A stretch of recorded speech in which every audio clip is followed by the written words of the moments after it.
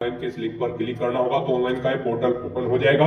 अगर आपने पहले से इस भर्ती पोर्टल पर वन टाइम रजिस्ट्रेशन कर रखा है तो आपको डायरेक्टली लॉगिन सेक्शन में यहाँ पर ईमेल आईडी के थ्रू, मोबाइल नंबर या फिर ओटीआर आईडी के थ्रू आपको लॉगिन करना होगा। इसमें सबसे पहले ईमेल आईडी डालनी होगी, ओटीपी आपको यहाँ पर जनरेट करना होगा और वो यहाँ पर फिल करना होगा। ये कैप्चा आपको इस बॉक्स में यहाँ पर फिल करना होगा और लॉगिन की टैब पर क्लिक करते हुए अपने डैशबोर्ड में लॉगिन कर लेना होगा और फॉर्म फिल करना होगा। अगर आपने पहले से रजिस्ट्रेशन नहीं कर रखा है तो आप सबसे पहले आपको न्यू रजिस्ट्रेशन की यहाँ पर टैब दी गई है, इस टैब पर आपको क्लिक करना होगा। इस टैब पर आप जैसे क्लिक करोगे तो वन टाइम रजिस्ट्रेशन ओटीआर का पेज आपके सामने यहाँ पर कुछ इस तरह से शो कर दिया जाएगा। यहाँ पर अगर आपको सबसे पहले अपना नाम एंटर करना है अपनी 10th की मार्कशीट के अकॉर्डिंग, उसे वेरीफाई कर लेना है एक बार फिर से एंटर करके। उसके बाद यहाँ पर आपसे पूछा गया है कि क्या आपने कभी अपना नाम चेंज किया है, अगर किया है तो यस करें और फिर अपना चेंज नेम यहाँ पर दें, और अगर नहीं किया है तो यहाँ पर आप नो ऑप्शन सिलेक्ट कर लें। उसके बाद आप यहाँ पर अपना जेंडर सिलेक्ट करें, उसे वेरीफाई करें, अपनी डेट ऑफ बर्थ यहाँ पर आप सिलेक्ट करें। उसके बाद वही डेट ऑफ बर्थ एक बार फिर से यहाँ पर सिलेक्ट करके उसे वेरीफाई कर ले। फिर यहाँ पर आप अपने फादर का नाम एंटर करें और उसके बाद यहाँ पर आपको अपने फादर का नाम भी वेरीफाई कर लेना है एक बार फिर से एंटर करके। उसके बाद यहाँ पर आपको अपनी मदर का नाम एंटर करना है, उसे भी वेरीफाई कर लेना है। फिर आपको यहाँ पर अपना माइनॉरिटी स्टेटस देना है, क्या आप माइनॉरिटी कम्युनिटी के अंतर्गत आते हैं, अगर आते हैं तो यस करें और फिर अपनी माइनॉरिटी ऑप्शन कैटेगरी सिलेक्ट करें, आप कौन सी कैटेगरी में आते हैं और नहीं आते हैं तो यहाँ पर आपको नो ऑप्शन सिलेक्ट कर लेना है। उसके बाद यहाँ पर आपको अपना 10 डिजिट का मोबाइल नंबर एंटर करना है, अपनी ईमेल आईडी एंटर करनी है। कोई अल्टरनेट मोबाइल नंबर या ईमेल आईडी है तो उसे भी आप एंटर कर सकते हो, नहीं तो इन कॉलम्स को आप खाली छोड़ दें। उसके बाद यहाँ पर आपको अपनी 10वीं क्लास का रोल नंबर एंटर कर देना है। फिर आपसे यहाँ पर एक सिक्योरिटी क्वेश्चन आपको सिलेक्ट कर लेना है, अपनी चॉइस के अकॉर्डिंग कोई भी सिक्योरिटी क्वेश्चन सिलेक्ट करें, उसका आंसर दे। एक और क्वेश्चन आप सिलेक्ट करें यहाँ पर सिक्योरिटी क्वेश्चन 2 सेक्शन में और उसका भी आंसर आप प्रोवाइड करा दें। उसके बाद यहाँ पर आप ये कैप्चा कोड एंटर करें और फिर सबमिट बटन पर क्लिक कर दें। नेक्स्ट आपको आपने पीछे रजिस्ट्रेशन में जो डिटेल्स प्रोवाइड कराई है उनका पूरा प्रीव्यू शो कर दिया गया है। आपको सभी डिटेल्स चेकआउट करनी है, कहीं पर कोई मिस्टेक है तो आप अपडेट/चेंज हियर ऑप्शन पर क्लिक करके चेंज कर ले, नहीं है तो आप आई एग्री इस बटन पर क्लिक कर दें। उसके बाद आपके सामने कुछ इस तरह से इंटरफेस ओपन होगा। यहाँ पर आपके रजिस्टर्ड मोबाइल नंबर और ईमेल आईडी पर ओटीपी सबमिट किए गए हैं, वो ओटीपी यहाँ पर आपको एंटर करने हैं और वेरीफाई ओटीपी ऑप्शन पर क्लिक करके अपना मोबाइल नंबर और ईमेल आईडी को वेरीफाई कर लेना है। ओटीपी वेरीफाई करने के बाद आपके रजिस्ट्रेशन का फर्स्ट स्टेप यहाँ पर कंप्लीट हो चुका है। आपको सभी डिटेल्स प्रोवाइड करा दी गई है, आपको इसका एक प्रिंट आउट ले लेना है फ्यूचर यूज के लिए या फिर इसे नोट डाउन करके रख लेना है। साथ ही साथ आपको एक ओटीआर आईडी प्रोवाइड कराई गई है, ये ओटीआर आईडी और एक पासवर्ड आपको आपकी रजिस्टर्ड मेल आईडी पर भी सबमिट किए गए हैं और ये ओटीआर आईडी आपके रजिस्टर्ड मोबाइल नंबर पर भी सबमिट की गई है। आपको इन्हें केयरफुली नोट डाउन करके रख लेना है फ्यूचर यूज के लिए। इस स्टेप को कंप्लीट करने के बाद आपको दोबारा से यहाँ पर लॉगिन की स्टेप पर क्लिक करना है। उसके बाद आपके सामने यहाँ पर लॉगिन का इंटरफेस ओपन होगा। गाइस यहाँ पर आप ओटीआर आईडी के थ्रू लॉगिन कर सकते हैं या फिर मोबाइल नंबर के थ्रू या फिर ईमेल आईडी के थ्रू। ईमेल आईडी के थ्रू अगर आप लॉगिन करना चाहते हैं तो यहां पर आप अपनी ईमेल आईडी एंटर करें, उसके बाद गेट ओटीपी ऑप्शन पर क्लिक करें। आपकी ईमेल आईडी पर एक ओटीपी आएगा, वो ओटीपी आप यहां पर एंटर करें या फिर आप अपना पासवर्ड एंटर करें। जो पासवर्ड आपकी रजिस्टर्ड ईमेल आईडी पर आया है ये सिक्योरिटी कोड यानी कि वेरिफिकेशन कोड आप यहां पर एंटर करें और लॉगिन की स्टेप पर क्लिक करके लॉगिन करें या फिर आप मोबाइल नंबर के थ्रू यहां पर लॉगिन कर सकते हैं। आप अपना मोबाइल नंबर एंटर करें, गेट ओटीपी ऑप्शन पर क्लिक करें, एक ओटीपी आएगा, वो ओटीपी आप यहां पर एंटर करें और या फिर आप अपना पासवर्ड एंटर करके ये वेरिफिकेशन कोड यहां पर एंटर करके लॉगिन कर लें। या फिर अगर आप ओटीआर आईडी के थ्रू लॉगिन करना चाहते हैं तो आपके मोबाइल नंबर या फिर ईमेल आईडी पर जो ओटीआर आईडी आई है वो आईडी यहां पर आप एंटर करें और फिर आप अपना पासवर्ड यहां पर एंटर करें जो आपकी मेल आईडी पर आपका पासवर्ड आया है और उसके बाद ये वेरिफिकेशन कोड यहां पर एंटर करें और लॉगिन की स्टेप पर क्लिक करके लॉगिन कर लें। लॉगिन करने के बाद आपके सामने कुछ इस तरह से इंटरफेस ओपन होगा। यहां पर अगर आप कुछ चेंज करना चाहते हैं अपने रजिस्ट्रेशन में जैसे कि अपने जेंडर में तो क्लिक टू चेंज जेंडर इस ऑप्शन पर क्लिक करें और अपना जेंडर चेंज कर ले। और अगर आप अपने माइनॉरिटी स्टेटस में चेंज आउट करना चाहते हैं तो क्लिक टू चेंज ऑप्शन पर क्लिक करके इसमें भी आप चेंज कर सकते हैं। नहीं तो यहां पर अब आपको अपना नया पासवर्ड क्रिएट करना है। यहां पर गाइड अब आपको अपना नया पासवर्ड क्रिएट करना है। इसके लिए आपको गाइडलाइन दी गई है, आपका पासवर्ड कम से कम 8 कैरेक्टर का होना चाहिए और ये अल्फा न्यूमेरिक फॉर्मेट में होना चाहिए। मींस आपके पासवर्ड में कम से कम एक अपर केस कैरेक्टर, एक लोअर केस कैरेक्टर, एक इंटीजर नंबर और एक स्पेशल कैरेक्टर जैसे कि @ या फिर डॉलर होना चाहिए। वही पासवर्ड आपको यहाँ पर एक बार फिर से एंटर करके कंफर्म कर लेना है। हम आपको पासवर्ड का सैंपल दिखा रहे हैं, इसके अकॉर्डिंग आपको अपना पासवर्ड क्रिएट करना है। तो आपको अपना पासवर्ड कुछ इस फॉर्मेट में रेडी करना है। इसमें आपका एक अपर केस कैरेक्टर, एक लोअर केस कैरेक्टर, एक इंटीजर नंबर और एक स्पेशल कैरेक्टर होना चाहिए और इसकी लेंथ कम से कम 8 कैरेक्टर की होनी चाहिए। तो इस फॉर्मेट में आपको अपना पासवर्ड यहाँ पर क्रिएट करना है। उसके बाद आपको सबमिट बटन पर क्लिक कर देना है। सबमिट बटन पर क्लिक करने के बाद आप अपने डैशबोर्ड से लॉग आउट करें और फिर अब यहाँ पर आप इनमें से ईमेल आईडी, मोबाइल नंबर या फिर OTR आईडी के थ्रू अपने डैशबोर्ड में दोबारा से लॉगिन करें। अपने नए पासवर्ड को एंटर करने के बाद यहाँ पर आप अपनी OTR आईडी एंटर करें, अपना नया पासवर्ड एंटर करें जो आपने चेंज किया है, ये वेरिफिकेशन कोड यहाँ पर एंटर करें और लॉगिन बटन पर क्लिक करके लॉगिन कर ले। नेक्स्ट आपके सामने कुछ इस तरह से इंटरफेस ओपन होगा। गाइस यहाँ पर हम आपको यूपीएससी का OTR वन टाइम रजिस्ट्रेशन करके दिखा रहे हैं। इसे कंप्लीट करने के बाद आप यूपीएससी में निकलने वाली सभी भर्तियों पर अप्लाई करने के लिए एलिजिबल हो जाएंगे। सभी भर्तियों पर अप्लाई करने से पहले आपको ऐसे ही OTR करना पड़ता है, बिना इसके आप यूपीएससी की किसी भी भर्ती के लिए अप्लाई नहीं कर पाओगे। तो यहाँ पर आने के बाद आपको अपने डैशबोर्ड में अपनी OTR की प्रोफाइल को कंप्लीट करना है। सबसे पहले यहाँ पर आपको अपनी पर्सनल इंफॉर्मेशन प्रोवाइड करनी है। तो आप यहाँ पर पर्सनल इंफॉर्मेशन के इस लिंक पर क्लिक करें। उसके बाद आपके सामने कुछ इस तरह से इंटरफेस ओपन होगा। यहाँ पर आपको आपकी कुछ चीजें ऑटोमेटिकली फिट मिल गई है जो आपने रजिस्ट्रेशन के फर्स्ट स्टेप में प्रोवाइड कराई थी। आपको इस पेज को नीचे स्क्रॉल डाउन करना है और यहाँ पर सबसे पहले अब आपको अपनी सिटीजनशिप सिलेक्ट कर लेनी है। फिर आपको अपनी मातृभाषा यहाँ पर सिलेक्ट कर लेनी है। उसके बाद यहाँ पर आपको अपना मैरिटल स्टेटस सिलेक्ट कर लेना है, आप मैरिड हो या फिर अनमैरिड। प्लेस ऑफ बर्थ आप यहाँ पर एंटर कर सिलेक्ट करें, आप इंडिया से है या फिर आउटसाइड ऑफ इंडिया से। उसके बाद यहाँ पर आप अपना पोस्ट ऑफिस का नाम एंटर करें, सिटी या टाउन या फिर विलेज का नाम एंटर करें, अपना स्टेट यहाँ पर आप सिलेक्ट करें। उसके बाद आप अपना डिस्ट्रिक्ट यहाँ पर सिलेक्ट करें, फिर आप अपना पिन कोड यहाँ पर एंटर कर दें। उसके बाद यहाँ पर आपको अपनी कम्युनिटी सिलेक्ट कर लेनी है, आप जिस भी कम्युनिटी से बिलोंग करते हैं।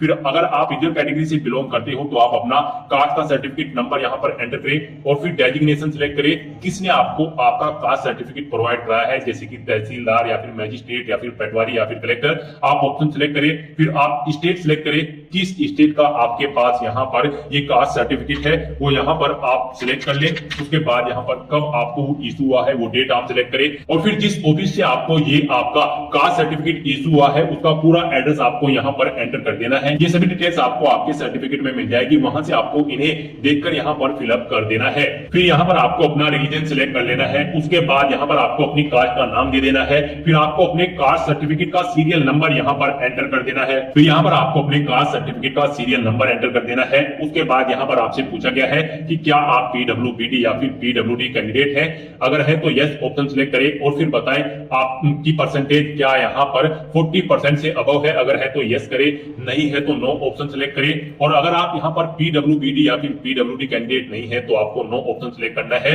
उसके बाद यहाँ पर आपको अपना फोटो आइडेंटिटी कार्ड यहाँ पर सिलेक्ट कर लेना है। कोई भी एक फोटो आइडेंटिटी कार्ड यहाँ पर आपको प्रोवाइड कराना है। आप ऑप्शन सिलेक्ट करें, driving licence, PAN card, passport या फिर वोटर आईडी।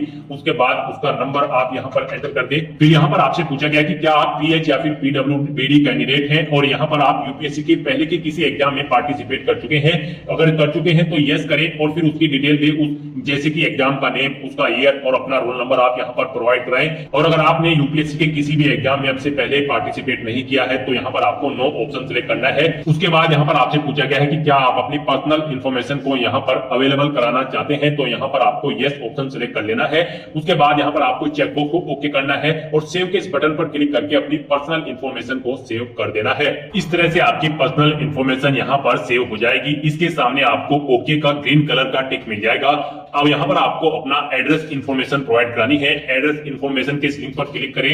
उसके बाद आपके सामने कुछ इस तरह से इंटरफेस ओपन होगा। अब यहाँ पर आप अपना कोरोस्पोंडेंस एड्रेस एंटर करें। उसके बाद आप अपना परमानेंट एड्रेस यहाँ पर एंटर कर दें और अगर आपका परमानेंट एड्रेस आपकी कोरोस्पोंडेंस एड्रेस के अकॉर्डिंग सेम है तो यहाँ पर click here if your permanent portal address is same as correspondence address. आप इस चेकबॉक्स पर ओके कर दें। ऑटोमेटिकली आपका परमानेंट एड्रेस आपके कोरोस्पोंडेंस एड्रेस के अकॉर्डिंग फिल हो जाएगा। उसके बाद आप सेव के इस बटन पर क्लिक करके अपनी एड्रेस की इंफॉर्मेशन को आप सेव कर दें। एड्रेस की इंफॉर्मेशन प्रोवाइड कराने के बाद आपको अपना फोटो सिग्नेचर अपलोड करने हैं, तो आप फोटो एंड साइन अपलोड इस लिंक पर क्लिक करें। आपके सामने कुछ इस तरह से इंटरफेस शो होगा।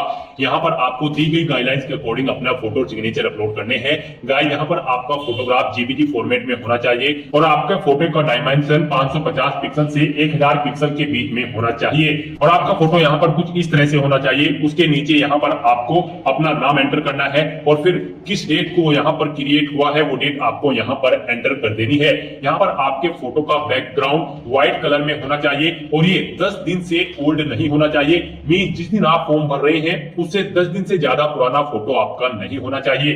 तो यहाँ पर आपको चूज फाइल बटन पर क्लिक करना है, फाइल को सिलेक्ट कर लेना है और अपना फोटो यहाँ पर आपको अपलोड कर देना है। अपना फोटो सिलेक्ट करने के बाद आपको चेकबॉक्स को ओके करना है और फिर आपको सेव बटन पर क्लिक कर देना है। और अगर आपका फोटो यहाँ पर बड़ा या छोटा है, आप उसे रिसाइज करना चाहते हैं तो यहाँ पर आप क्लिक हियर के लिंक पर क्लिक करें। यहाँ पर आपको पूरी गाइडलाइन दी गई है कैसे आप अपना फोटो यहाँ पर रिसाइज कर सकते हैं। यहाँ पर आपको अपने कंप्यूटर में MS पेंट ओपन कर लेना है, उसमें अपना फोटो इंपोर्ट कर लेना है और इन इंस्ट्रक्शंस को फॉलो करते हुए आपको अपना फोटो यहाँ पर रिसाइज कर लेना है। आप अपना फोटो इन इंस्ट्रक्शंस को फॉलो करते हुए रिसाइज कर सकते हैं, उसे बड़ा या छोटा आप कर सकते हैं। अपना फोटो इस तरह से अपलोड करने के बाद अब आपको सिग्नेचर की स्टेप पर क्लिक करना है और अपने सिग्नेचर भी आपको यहाँ पर गाइडलाइन के अकॉर्डिंग ही अपलोड करने हैं। आपके सिग्नेचर भी JPG फॉर्मेट में होने चाहिए। डायमेंशन इनकी 350 पिक्सल से 550 पिक्सल के बीच में होनी चाहिए और इनका साइज 20 से 300 KB के बीच में होना चाहिए। तो यहाँ पर अब आपको अपने सिग्नेचर अपलोड करने हैं। इसके लिए भी आपको चूज फाइल बटन पर क्लिक करना है, फाइल को सिलेक्ट कर लेना है और अपने सिग्नेचर्स को यहाँ पर आपको अपलोड कर देना है। सिग्नेचर की फाइल सिलेक्ट करने के बाद आपको इस चेकबॉक्स को ओके करना है और सेव के इस बटन पर क्लिक करके अपने सिग्नेचर को भी अपलोड कर देना है। अपने फोटो और सिग्नेचर अपलोड करने के बाद अब आपको एजुकेशनल इंफॉर्मेशन इस लिंक पर क्लिक करना है और यहाँ पर अपनी एजुकेशनल क्वालिफिकेशन की डिटेल प्रोवाइड करनी है।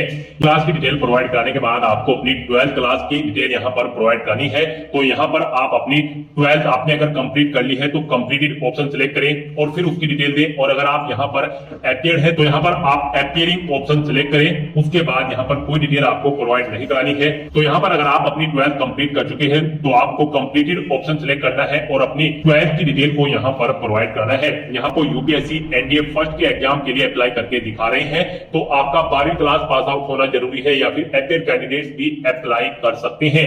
यहाँ पर अगर आप आर्मी विंग के लिए अप्लाई करने जा रहे हो तो आपका 12वीं क्लास पास आउट होना जरूरी है किन्हीं भी सब्जेक्ट के साथ। और अगर आप एयरफोर्स और नवल विंग्स या फिर नेशनल डिफेंस एकेडमी के लिए अप्लाई करने जा रहे हो तो यहाँ पर आपके पास 12वीं में फिजिक्स, केमिस्ट्री और मैथमेटिक्स होना नेसेसरी है। तो यहाँ पर आपको अपने सब्जेक्ट्स को केयरफुली फिलअप करना है। गाइस यहाँ पर आप अपनी 12वीं की डिटेल सेव कर दें। अपनी 12th क्लास की डिटेल सेव करने के बाद अगर आपने ग्रेजुएशन या फिर पोस्ट ग्रेजुएशन कर रखी है तो आप उसकी डिटेल भी प्रोवाइड करा सकते हैं। यहाँ पर ये UPSC का OTR है, वन टाइम रजिस्ट्रेशन। तो यहाँ पर आपकी जितनी भी मैक्सिमम क्वालिफिकेशन है वो यहाँ पर आप एंटर कर दें, क्योंकि इस भर्ती के बाद आगे भी अगर UPSC की कोई भर्ती निकलती है और उसमें कोई और क्वालिफिकेशन रिक्वायर्ड है तो फिर आपको उसकी जरूरत नहीं पड़ेगी एंटर करने की। तो यहाँ पर आपकी जो भी मैक्सिमम क्वालिफिकेशन है आप उसकी डिटेल प्रोवाइड कराएं, क्योंकि यहाँ पर OTR आपका एक बार होता है UPSC का। तो आपको यहाँ पर अपनी सभी क्वालिफिकेशन की डिटेल प्रोवाइड करा देनी है। जैसे कि अगर आपने ग्रेजुएशन कंप्लीट कर ली है तो आप कंप्लीटेड ऑप्शन सिलेक्ट करें या फिर अपीयर हो तो अपीयर ऑप्शन सिलेक्ट करें। अगर आपने यहाँ पर अपनी ग्रेजुएशन कंप्लीट कर ली है तो उसकी डिटेल भी आपको सेम ऐसे ही प्रोवाइड करनी है। इस तरह से अपनी ग्रेजुएशन की डिटेल सेव करने के बाद अगर आपने पोस्ट ग्रेजुएशन कर रखी है तो आप पोस्ट ग्रेजुएशन की टैब पर क्लिक करें और सेम ऐसे ही अपनी पोस्ट ग्रेजुएशन की डिटेल प्रोवाइड करा दें। तो यहाँ पर आपने जो भी मैक्सिमम क्वालिफिकेशन कर रखी है तो उसकी डिटेल आप प्रोवाइड करा दें और उन्हें सेव करने के बाद आपको फिर डॉक्यूमेंट्स अपलोड इस लिंक पर क्लिक करना है। नेक्स्ट यहाँ पर आपको अपने कुछ डॉक्यूमेंट्स अपलोड करने हैं। यहाँ पर आपको अपनी 10वीं की मार्कशीट और यहाँ पर 12वीं की मार्कशीट और फोटो ID प्रूफ आपको अपलोड करना है। और अगर आप यहाँ पर SC ST OBC कैंडिडेट हैं तो यहाँ पर आपको अपना कास्ट सर्टिफिकेट भी अपलोड करना है। फिर यहाँ पर अगर आप एज में रिलेक्शन चाहते हैं तो अपने एज रिलेक्शन का क्लेम सर्टिफिकेट अपलोड कर दें। हिल एरिया से अगर आप बिलोंग करते हो तो हिलिंग सर्टिफिकेट आपको अपलोड करना होगा। अगर आप अरुणाचल प्रदेश, मणिपुर, मेघालय, मिजोरम या फिर नागालैंड या फिर सिक्किम से हैं और अगर आपने पोस्ट ग्रेजुएशन से ऊपर भी यहाँ पर कोई हायर क्वालिफिकेशन कर रखी है तो उसके डॉक्यूमेंट सर्टिफिकेट आपको अपलोड करने हैं।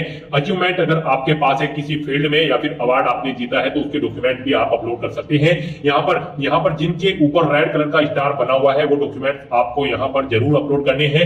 आपका डॉक्यूमेंट्स यहाँ पर PDF फॉर्मेट में होने चाहिए और उनका मैक्सिमम साइज 1 MB रखा गया है। आपको चूज फाइल बटन पर क्लिक करना है, फाइल को सिलेक्ट कर लेना है और 1 by 1 करके अपने इन सभी डॉक्यूमेंट्स को आपको अपलोड कर देना है।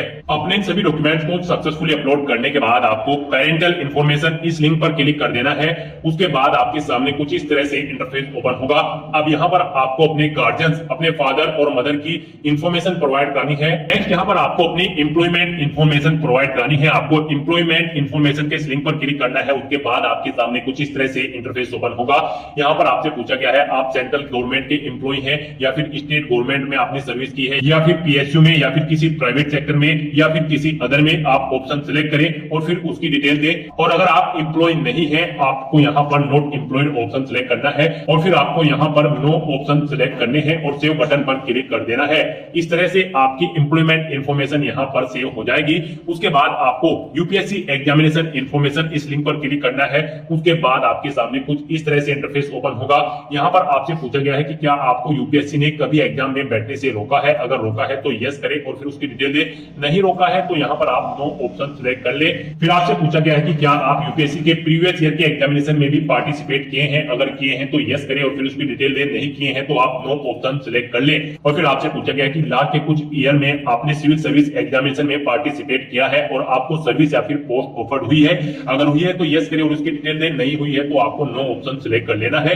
इस तरह से अपनी डिटेल्स फिल करने के बाद अब आपको सेव के इस बटन पर क्लिक करना है। अपनी डिटेल को सेव कर देना है और फिर आपको achievement prizes medals and other इस लिंक पर क्लिक कर देना है और यहाँ पर अपने अचीवमेंट्स की डिटेल आपको प्रोवाइड करानी है। यहाँ पर अगर आपने यूनिवर्सिटी या फिर स्टेट या फिर नेशनल लेवल पर किसी गेम में पार्टिसिपेट किया है और आपको कोई प्राइज या फिर मेडल या फिर स्कॉलरशिप मिली है तो यहाँ पर आप उसकी डिटेल दे सकते हैं। स्पोर्ट में अगर आपके पास एनसीसी या फिर अदर है तो आप यहाँ पर उसकी डिटेल दें। और अगर आपने किसी कोई पोजीशन डिस्ट्रिक्शन लीडरशिप हासिल की है स्कूल या कॉलेज में उसकी डिटेल प्रोवाइड करा दें। कोई अदर एक्स्ट्रा करिकुलम एक्टिविटीज आपने की है तो उसकी डिटेल प्रोवाइड करा सकते हैं। तो इस तरह से यहाँ पर आपको अपने इन अचीवमेंट्स की प्राइजेस की मेडल्स की डिटेल यहाँ पर प्रोवाइड करानी है। अगर आपने अचीवमेंट्स यहाँ पर ऑब्टेन किए हैं नहीं किए हैं तो आप इनको खाली छोड़ सकते हैं। फिर यहाँ पर आपसे पूछा गया है कि क्या आपके पास यहाँ पर 5 एकड़ एग्रीकल्चर लैंड है और यहाँ पर आपका रेजिडेंशियल फ्लैट 1000 स्क्वायर मीटर से ज्यादा है या फिर रेजिडेंशियल प्लॉट आपका 100 स्क्वायर यार्ड से अबव है या फिर आपका रेजिडेंशियल प्लॉट यहाँ पर 200 स्क्वायर यार्ड या फिर उससे अबव है। अगर इनमें से कोई भी ऑप्शन है तो आप यस ऑप्शन सिलेक्ट करें नहीं तो नो ऑप्शन सिलेक्ट करें। फिर यहाँ पर आपको अपनी लैंग्वेज की डिटेल प्रोवाइड करानी है। कौन कौन सी लैंग्वेज आप जानते हैं जैसे कि हिंदी और उसे आप रीड राइट स्पीक और जो भी जानते हैं यहाँ पर आप ऑप्शन सिलेक्ट करें और फिर एग्जामिनेशन आपने कौन सा पास आउट किया है वो एग्जामिनेशन आप यहाँ पर एंटर कर दें। इस तरह से यहाँ पर आपको अपनी लैंग्वेज की डिटेल प्रोवाइड करनी है। अगर आप एक से ज्यादा लैंग्वेज जानते हैं तो यहाँ पर ऐड के इस बटन पर क्लिक करें। फिर यहाँ पर आप अपनी दूसरी लैंग्वेज सिलेक्ट करें और उसकी डिटेल दें। इस तरह से अपनी लैंग्वेज की डिटेल आपको यहाँ पर प्रोवाइड करनी है और फिर आपको सेव के इस बटन पर क्लिक करके अपनी डिटेल सेव कर देनी है। इस तरह से आपके वन टाइम रजिस्ट्रेशन की प्रोफाइल आपकी कंप्लीट हो जाएगी। यहाँ पर इन सभी ऑप्शन के सामने आपको ग्रीन कलर का ओके का टिक मिल जाएगा। तो यहाँ पर आपकी ओटीआर की प्रोफाइल कंप्लीट हो चुकी है।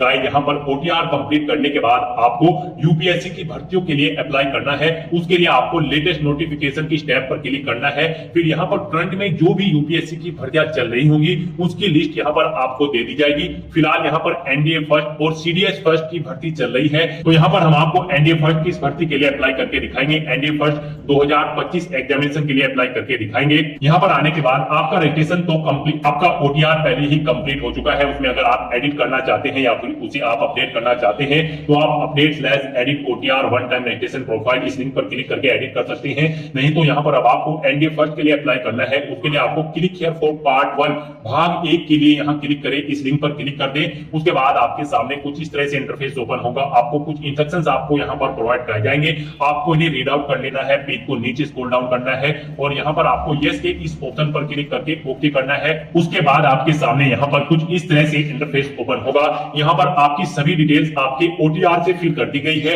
यहाँ पर आप व्यू/प्रिंट द प्रोफाइल समरी इस लिंक पर क्लिक करके अपनी प्रोफाइल समरी का प्रिंट आउट आप ले सकते हो फ्यूचर यूज के लिए। और आपको आई हरबी डिक्लेयर इस चेकबॉक्स को ओके करना है और फिर आपको आई एग्री इस ऑप्शन पर क्लिक कर देना है। यहाँ पर आप पार्ट 1 के लिए अप्लाई कर चुके हो। अब आपको क्लिक हियर फॉर पार्ट 2 भाग 2 के लिए यहाँ पर क्लिक करना है। उसके बाद आपके सामने यहाँ पर कुछ इस तरह से इंटरफेस तो होगा। यहाँ पर भी आपको मोस्टली सभी चीजें ऑटोमेटिकली फिल मिल जाएंगी। आपकी ओटीआर प्रोफाइल में से यहाँ पर आपकी सभी डिटेल्स फिल कर दी गई है। बस यहाँ पर आपको एजुकेशनल क्वालिफिकेशन के सेक्शन में आना है और यहाँ पर आप एनडीए फर्स्ट 2025 के एग्जाम में जब पार्टिसिपेट करने जा रहे हैं तो यहाँ पर आपको अपनी क्वालिफिकेशन सिलेक्ट कर लेनी है।